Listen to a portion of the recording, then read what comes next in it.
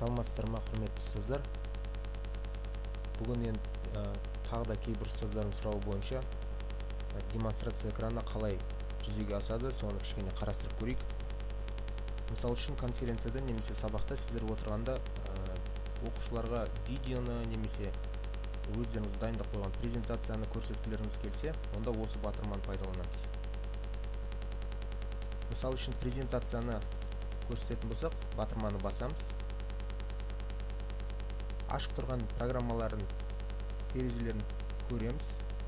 Бұл жерде қазір ашық тұрған презентация жоқ, сондықтан көрсете алмаймын. Көрсету үшін мен дайын тұрған презентацияны ашып алуым керек. Презентация ашылды. Енді демонстрация экраны батырмасын пайдаланамын. Одан кейін ашық тұрған сіздердің тілдеріңізде слайдымды белгілеймін де совместное использование батырмасын шертемін. Демонстрация белгісі жоғары жақта тұр. Яғни егер қызылмен остановить демонстрацию деген батырма көрінетін болса, онда сіздердің слайдтарыңыз басқа оқушыларға немесе конференция қатысушыларға көрініп тұр деген сөз. Демонстрация әрине осы режимде тиімдірек болады.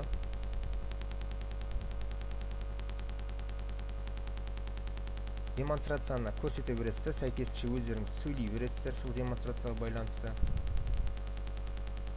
Демонстрация біткеннен кейін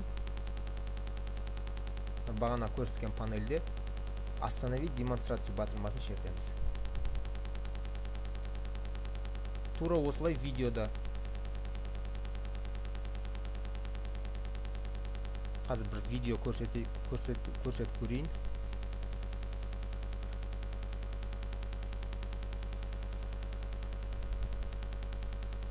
Мынандай бір видео көрсетіп көрейік.